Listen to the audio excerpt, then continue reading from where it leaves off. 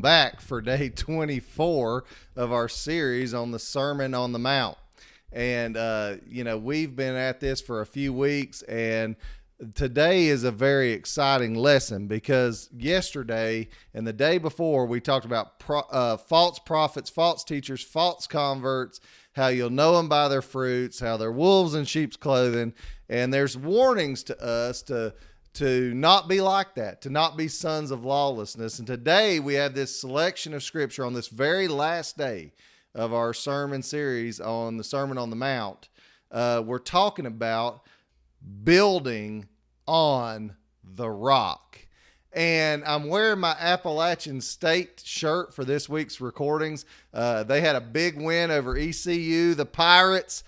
Big win over them on Saturday, and we're very excited about that. But I think when I hear the Rock, I went to App State as an undergrad, and I'll tell you, that stadium has that connotation. We called it the Rock. It's Kid Brewer Stadium, 3,333 feet of pain built on the mountainous rock of the Appalachian Mountains, 3,333 feet above sea level.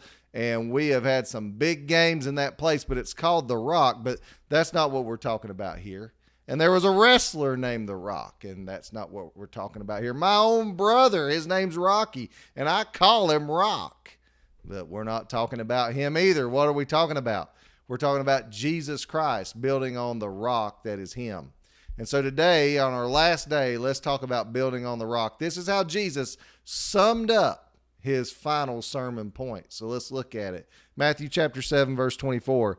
Therefore, whoever hears these sayings of mine and does them, I will liken him to a wise man who built his house on the rock. And the rain descended, and the floods came, and the winds blew and beat on that house, and it did not fall, for it was founded on the rock. But everyone who hears these sayings of mine and does not do them will be like a foolish man who built his house on the sand. And the rain descended, and the floods came, and the winds blew and beat on that house, and it fell.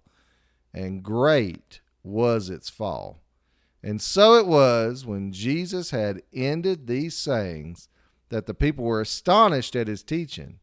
For he taught them as one having authority, and not as the scribes. So here Jesus is teaching in his rightful place, authority as the Son of God, the second person in the triune nature of God, one who the Bible says all things were created through him and for him, or by him and for him. That's in Colossians. And they're astonished at his teaching. And what is he saying? He's like, build your life on this truth. He's telling them exactly who he is, and he's telling them the path to righteousness. If you hear my sayings and you do them, it doesn't matter what storms will come against the house of your life. The rain will beat on your house. The wind will beat on your house. Your house will stand because you've built it on me and my truth, on the solid rock. But if you hear what I'm telling you and you're not doing it, you're foolish. You're like a foolish man who didn't build his house on solid ground, on the gospel of Jesus Christ. You built it on your own philosophy or the philosophy of the world, and it is sinking sand. There's a song that we used to sing, Christ the solid rock. And it says, on Christ the solid rock I stand, all other ground is sinking sand. And this is exactly what Jesus is saying. You want to live a grounded life in Christ. You want to enter in that narrow gate to heaven. You need to build your life on him and not on other things. Not on other philosophies, but on him.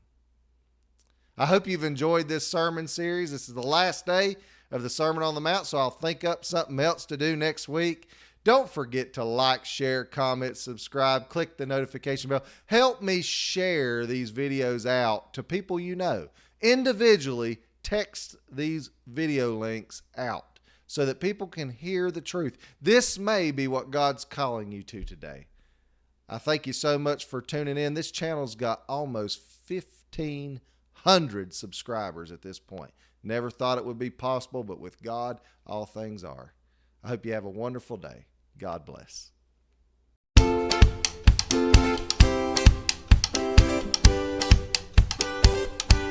Subscribe for more.